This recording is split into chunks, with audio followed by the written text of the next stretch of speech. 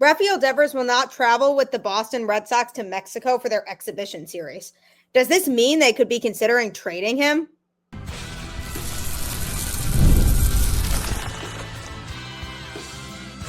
You are Locked On Red Sox, your daily Boston Red Sox podcast. Part of the Locked On Podcast Network, your team every day. Hello and welcome to Locked On Red Sox, your daily Boston Red Sox podcast, part of the Locked On Podcast Network, your team every day. I'm your host, Gabby Maljanian, former ESPN social media associate and current host of the Boston Balling podcast as well. And I am here to bring you the latest in all things Boston Red Sox, Monday through Friday, straight to your favorite podcast feed, and it's all free. So continue to tune in because Locked On is your team every day. This episode is brought to you by Monarch Money. Take control of your finances with Monarch Money.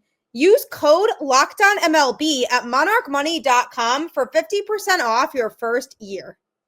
Welcome to the show and welcome to another day closer to opening day. I cannot wait. I don't know about you, but vibes seem to be really high surrounding this Red Sox team right now, and lots of roster decisions still to be made. We should know some more of those as we progress through this week. But one notable thing to note is that Rafael Devers will not be making the trip to Mexico with the Red Sox for their exhibition games next week. Does that mean that the Red Sox are considering trading him? I'm going to be discussing that on today's show, as well as a prospect who absolutely shined in Monday's game for the Boston Red Sox, and talking about another guy who's just vying to make the roster, which further showcases the depth that the Boston Red Sox have right now. And that's the big theme that has come out of spring training this year for the Red Sox, is just that they have depth in a lot of different areas. And one of the biggest things that I would give Craig Breslow credit for was his ability to go out and really feel like he's filling out certain needs of the roster, and not only just acquiring a player to fill a need, but acquiring more players that could be depth pieces to give them more options down the road. And that's something that's going to set them up really well for future success. But one thing that has struck a lot of curiosity for people as of late is the Alex Bregman, Rafael Devers situation. Who's going to play third base? Who's going to play second base? Who's going to DH?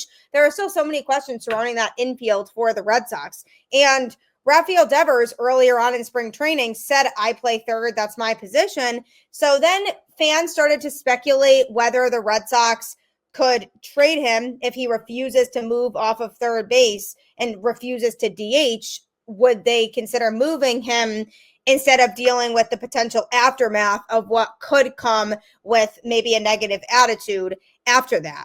And among all of this talk of people thinking that there was a chance that the Red Sox trade Rafael Devers, the news came out on Monday that he will not travel with the team. So basically, they do play an exhibition series in Mexico on March 24th and 25th, right before the season starts. They'll be in Monterrey playing the Monterrey Sultans. And Alex Cora told reporters that Devers won't be traveling for that series. And of course, fans started reading into that, saying, oh my gosh, does this mean they're going to trade him? And that's why he's not going to be there. It's nothing. I don't believe that this is anything that people should be overthinking, because Trevor Story won't be making the trip either as he continues to nurse a back injury. So obviously it's not a Rafael Devers specific thing. They are trying to be careful with the guys who are injured, making sure that they are ready to go come opening day. And the decision to leave Devers back in Fort Myers, especially because he just made his spring training debut last Saturday, is the Red Sox way of saying, hey, we want to be cautious. It's not worth risking him getting an even greater injury because we tried to rush him back when he isn't ready, because he's going through this injury that he's trying to recover from. So the Red Sox in their minds are like, it doesn't make sense for him to travel for those games. We probably wouldn't play him anyway because we're still trying to have him take it lightly. So that to me is what it is. I don't think it's anything else to consider or think about. Cora said that Devers will stay in Fort Myers to work on his swing before joining his teammates in Texas for the start of the regular season. So they would rather have him miss that 2-game exhibition series to give him those couple extra days to really perfect his swing to get back to where he wants to be come opening day. He missed so much time in spring training, so he does need to get that timing back offensively. And obviously, it's hard not to think about the recent reports about Devers considering a trade request amid his frustration with the Red Sox. Apparently, he still remains frustrated over the Red Sox signing of Alex Bregman and the lack of transparency during the offseason. It's not so much that Bregman's there, it's more the lack of honesty surrounding the fact that it was possible that they could be moving his position. Now, I don't know how serious he was when he said he may want a trade. That's all kind of talk to me, but it is something to consider if he is getting really frustrated with the Red Sox right now, that you have to wonder if that's something they consider down the road, is moving him. Behind closed doors, he lets the Red Sox know in no uncertain terms that he's still feeling aggrieved and disrespected. Meanwhile, to the public, he is the dutiful employee doing what he's told to do. So it sounds like behind closed doors and nobody really knows internally what's going on, he has expressed some frustration with the organization. And you have to wonder if that's going to be something that carries over into the season if the Red Sox do start him at DH to start 2025, if he's going to consider trying to get the Red Sox to move him, or if he's going to move on from it and just be like, okay, I'm going to DH and I'm going to shine at that and hope that the Red Sox win with me playing DH. There are two different ways that he could handle that and two different attitudes he could have about the situation. But as of yesterday, there wasn't any reason to believe that he wouldn't be ready for the March 27th season opener against the Rangers. So obviously, leaving him out of the Mexico series is just a precaution. In some circumstances, I would say it's because there is a potential that he's being moved, but they signed Devers to this big contract extension. They obviously want him to be there. He is the face of their franchise. But the problem that they're running into, and I've talked about this on the show before, is that if they make Devers too upset, then he's 100% going to want out. So they have to try to find this balance between doing what is going to help the team win, but also not making Devers too mad to the point where he's like, all right, I'm out. I don't want to do this anymore. So there is a line that they probably should try not to cross, but at the same time, Devers does need to understand that they are the Boston Red Sox and they want to win. And he wants to win too. And if he wants to win with the Boston Red Sox, he has to be willing to do what the Red Sox want him to do. He has to be willing to compromise. And in this situation, if those reports are true that he's still frustrated, then maybe there were more overarching conversations before the Red Sox signed Bregman, signaling that he would play third. So it seemed on the outside like there was no tension because he and Bregman are constantly laughing together when they're taking reps at third base during spring training. But you have to wonder how legitimate that is, if that's just Devers portraying himself on the outside and projecting himself to the Red Sox organization and the media, and people think it's fine, but then really internally he's not fine because he feels like he might be losing his spot. So that's not reassuring for anybody. I mean, if anybody were in his shoes, they would feel uncomfortable with all of that. But I don't think it correlates to him missing that Mexico series. I just don't think the Red Sox feel like it's worth it to have him travel all the way there when they feel like he could just stay back and focus on continuing to get those reps in to get himself 100% by opening day so that he doesn't have to miss opening day. So whether the Red Sox have talked seriously about trading him, I find that hard to believe. I don't think that would have happened. I think they definitely want him here because he is the heart and soul of this team right now. It's just a matter of where do they want him to play? Because honestly, I'm okay with him playing anywhere as long as it helps the Red Sox win games. So they definitely need to continue to tread this situation in a wise manner. I just hope that whatever they decide to do, it doesn't completely turn off Devers from wanting to play in Boston anymore. So we'll have to see how that situation goes down moving forward. But coming up, I'm going to be talking about a guy who shined in what was a rough day overall for the Boston Red Sox on Monday. When it comes to fueling your body, quality matters. That's why Just Ingredients is changing the game with clean, high-quality products designed to support better health and peak performance. Just Ingredients offers an NSF-certified line of protein powder, electrolytes, pre-workout, and creatine, all rigorously tested to ensure they're free from substances banned by major athletic organizations. Just Ingredients has also partnered with two-time MVP Bryce Harper, who trusts their NSF-certified sports line to fuel his training and recovery. I love that Just Ingredients prioritizes wholesome, nourishing ingredients without the artificial junk.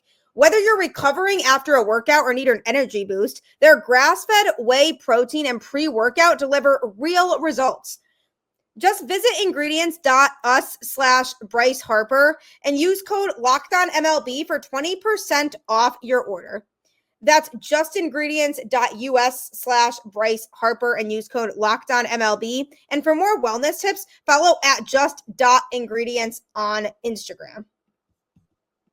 Get the supplies you need from the site made for the skilled trades, Supply House. Whether you're in plumbing, HVAC, or electrical work, Supply House is the reliable way to order products online. Their easy-to-use website is packed with helpful resources and the latest product info to help you get the job done right. Plus, with a complete inventory of over 200,000 parts from 400 plus top brands, you'll find exactly what you need, delivered fast from coast to coast. Need help with an order? Supply House offers expert support and industry-leading service, so you'll always talk to a real person. And for trade pros looking for an extra edge, their free Trademaster program offers exclusive perks like a dedicated phone line, free shipping, and discounts on every order. Thousands of skilled professionals are already taking advantage. Now it's your turn.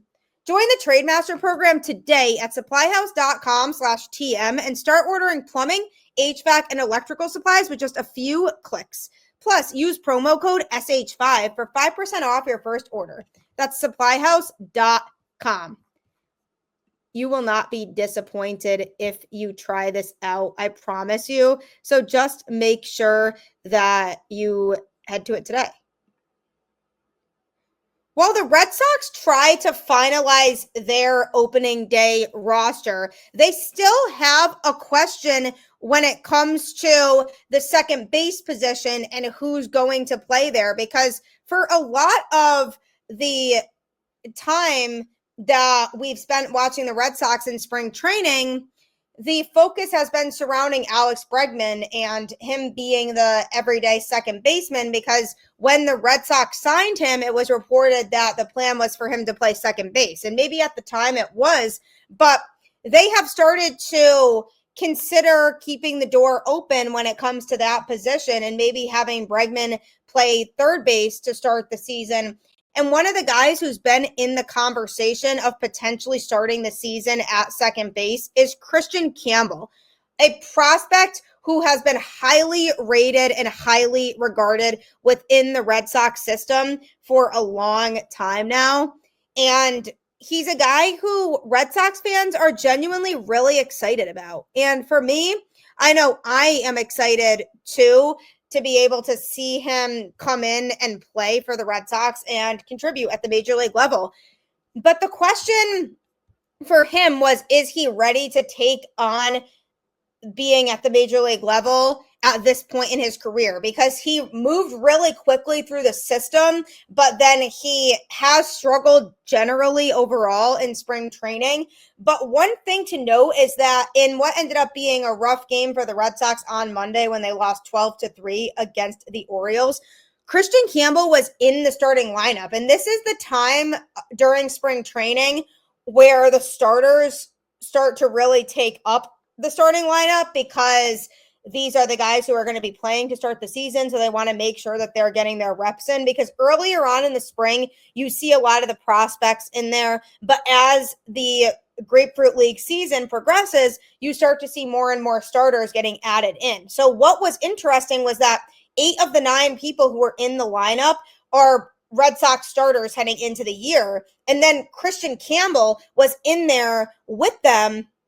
And not only that, but late in the game, all of the starters except Kristian Campbell got pulled. So everybody else who was in the lineup to start the game got pulled, and then Campbell was still in there. So what does that say to me? That says to me that they were trying to give him one last ditch effort to make the roster, because I think before Monday, it was pretty much a foregone conclusion that he was going to start the season in AAA, because the Red Sox didn't really feel like he was ready to play at the major league level. So that was the biggest point of conversation surrounding him was, okay, he's really been struggling. So it is clear that he shouldn't be in the majors yet, and he needs more reps down in the minors. And he certainly made a case on Monday for making the major league roster come opening day, because he had a good game both offensively and defensively.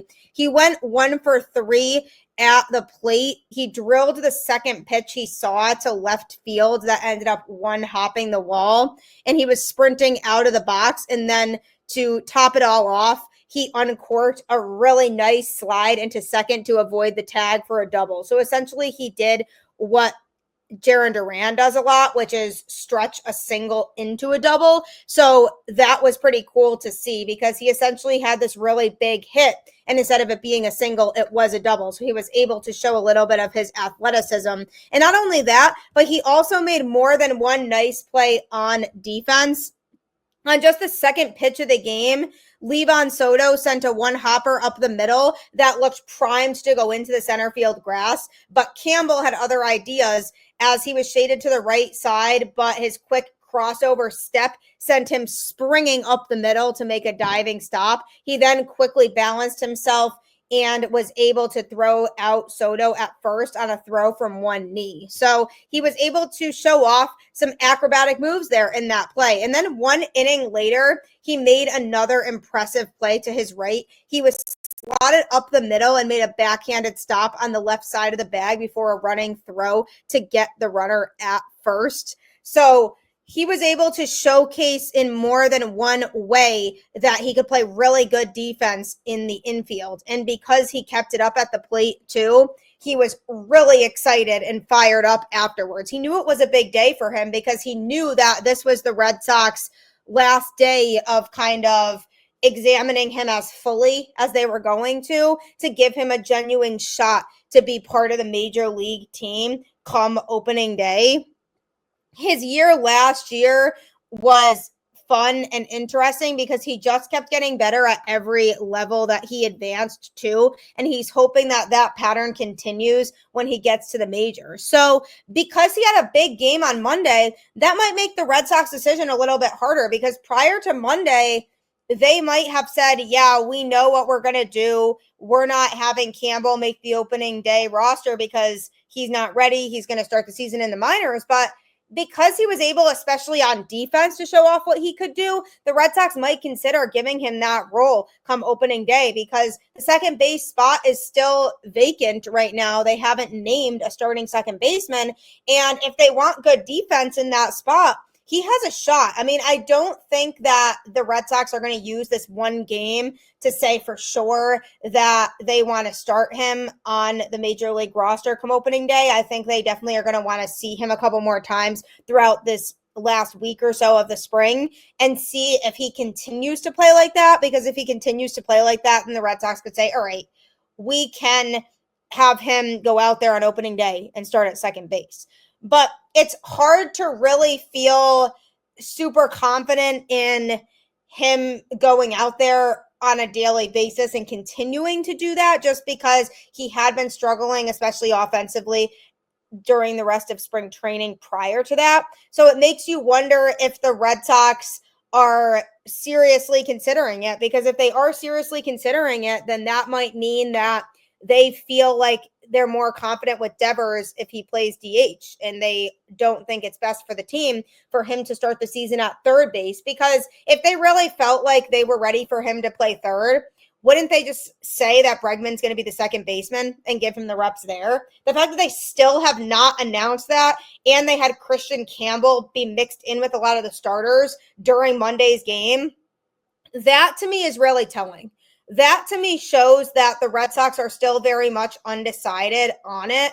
And as much as I've been a big supporter of the Red Sox top prospects, I've also said, don't rush them into it. Make sure they're 100% ready before you put them on that major league team. And in reality, at the end of the day, they want to field the best guys possible come opening day. And if they feel like Kristian Campbell is one of those best guys possible and he genuinely wins the second base spot, then Devers is going to have an issue when it comes to where he plays. But I think that this situation on Monday with having Kristian Campbell in the lineup and the fact that he was able to make some really nice plays defensively and had a big hit on offense and showed that he could stretch that into a double because of how valued that was in Duran's game last year, I think the Red Sox might have a little bit more of a decision to make now by saying, okay, is he trying to, win that spot? Is he showing us a side of him now that we haven't seen yet? Is he starting to figure things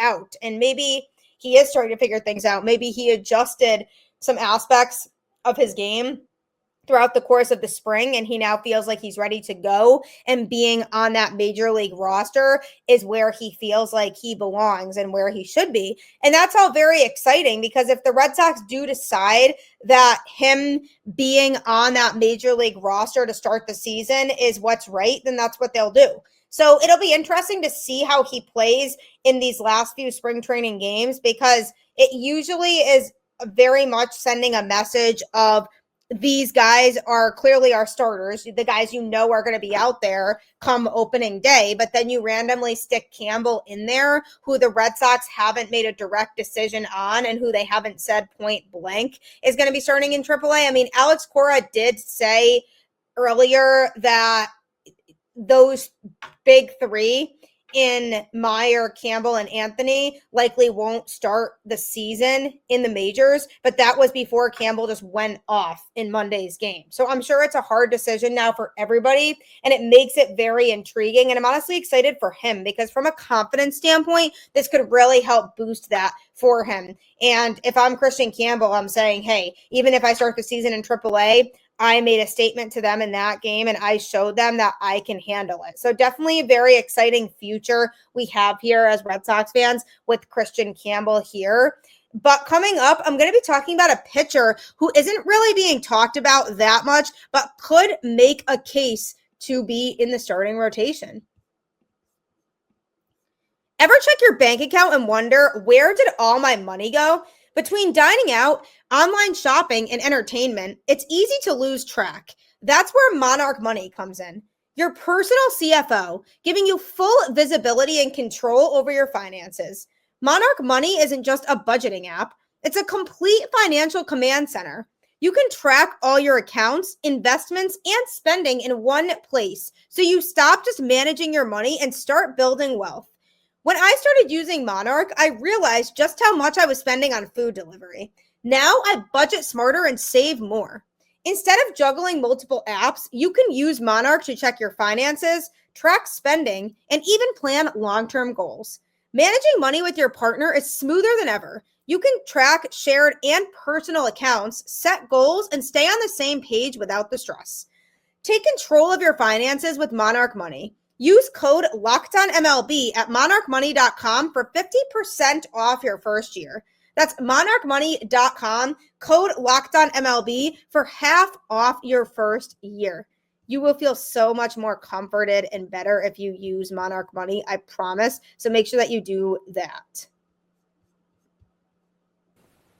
The NCAA tournament is here, and so is the bracket breakdown. Locked On Podcast Network and Amazon Fire TV channels are teaming up to deliver NCAA tournament coverage like never before. Watch studio shows featuring former players and Locked On's local experts as they guide you through every upset, buzzer beater, and bracket matchup. Stream it all for free on Amazon Fire TV channel. Search Bracket Breakdown to see it all for free. It's your team every day. So as the Red Sox start to make some tough roster decisions going into this upcoming season, there are still a couple spots in their starting rotation up for grabs because of the fact that Brian Bayo, Lucas Giolito, and Cutter Crawford are all most likely starting the season on the injured list. There are two spots that people could be filling, and we don't really know who those two spots are going to go to. And for the longest time, the conversation was surrounding Cooper Criswell, Richard Fitz, and Quinn Priester, all certainly guys who definitely have a case for it. But another guy who certainly is trying to make a case for the starting rotation is Sean Newcomb. So Newcomb was looking for any way to make the Red Sox opening day roster when the Middleborough, Massachusetts native signed a minor league contract with a non-roster invite to spring training with the Red Sox in January. It looked like initially the best opportunity for the 6'5", 255-pound left-hander would come as a long relief option in the bullpen. But now being a member of the starting rotation when camp breaks next week is certainly in play for him because he put together a really impressive spring up to this point. Alex Cora said he's been solid. The cutter has made a difference. Throwing strikes, that's the most important thing. This is a guy we've seen from the last few years against us. It always caught my attention. They've done a good job, the pitching department, adding the cutter, kind of like a strike stealer or avoiding barrels. And so far, so good. He's in the hunt. He's caught our eyes. The Red Sox already have Garrett Crochet cemented as the opening day starter, followed by Tanner Houck and Walker Buehler. Richard Fitz presumably earned a place on the starting staff for the time being due to a strong spring, leaving just one more spot up for grabs. And the thing about Fitz is he did make a couple starts last year, and he looked really good in those. So the Red Sox feel pretty confident in him going out there again and having some good outings for the team, at least in the interim until some of their actual starters come back. So it seems like that could be a safe bet that he might be a guy who is going to make some starts. Newcomb is also battling Quinn Priester, Cooper Criswell, and Michael Fulmer to become the rotation's final starter. And Newcomb may have the inside track since he's outperformed the others on the mound. Newcomb, who the Angels selected 15th overall in the 2014 MLB draft, has allowed just one run on 5 hits with 3 walks in 9 2/3 innings while striking out 10. The low walk total is key for the 31-year-old since he struggled with control at points in his career. So the fact that he has been able to cut down on those walks this spring is a really promising sign. He's also getting more out of his secondary pitches to go along with a fastball that sits in the mid-90s. Newcomb said that Red Sox pitching coach Andrew Bailey and his staff tweaked his cutter, getting more life out of the pitch. And we know that that's something Andrew Bailey is really good at. That was his primary approach going into the season last year when he was hired to be the Red Sox pitching coach, was he really emphasized wanting to work with the guys on their off-speed pitches and implementing them a little bit more. So the fact that Newcomb has been able to improve those types of pitches is going to make him more successful down the road when it comes to his chances of being a successful starter for the Boston Red Sox. Newcomb was DFA'd by the A's last season in July and stayed on the free agent market for the rest of the season. And then he started just 3 games over the last 4 seasons total, but he doesn't lack experience in that role because he started 49 games for the Braves during his first 2 seasons in Major League Baseball and has 60 starts in his career under his belt. So just because in the last few years he hasn't started a lot, that doesn't mean he doesn't have the experience to be able to be a starter again. And the Red Sox are thinking that he could go back to being a starter and do it well. He could very well add to his total in a couple weeks, making it happen with the team that he rooted for growing up. He said the goal entering camp was just to break with the big league team in any fashion, just help them get innings in any way. In an ideal world, obviously, I like starting. It's always kind of been my thing coming up, and to start my big league career, it's always where I had my success. So he's hoping to start, and he wants to do whatever he can to help the Red Sox to win games. This is a team that he always loved and enjoyed watching growing up, and the Boston Red Sox are a team that he dreamed of playing for. So I'm sure that'll help fuel some energy for him to allow him to pitch well. And he's determined to make a statement. And with all this talk of Quinn Priester and Cooper Criswell, why not consider Sean Newcomb? So there is very much a possibility that come opening day, the Red Sox see a starting rotation of Garrett Crochet, Tanner Houck, Walker Buehler, Richard Fitz, and Sean Newcomb. And honestly, that's pretty good. I mean, I'm not saying that's the best starting rotation that they can get, but the exciting thing about that is that Newcomb and Fitz are two talented arms that could help the Red Sox to get by and stay competitive until their other starters come back. And that's what the Red Sox need, is guys who are going to be able to go out there and be reliable and durable. Nobody's asking for them to be an ace or have a Cy Young caliber season in that 4 and 5 spot. We're just looking for guys who can be consistent and who can make the Red Sox really make a statement early on in the season and to help them win some of those early games before these players who are injured start to come back healthy, because how they come out to start the season could be really important, because you don't want to start the season off in a negative manner and then have there be negative vibes surrounding the team. You want to start off strong and you want to feel like you have momentum on your side, because then when your players do come back from injury, you're feeling like, okay, we already are winning games. We have this momentum on our side. Now our players are coming back who can really help put us over the top to win. So the Red Sox have depth. They have the starting pitching depth. This is why they acquired the guys that they did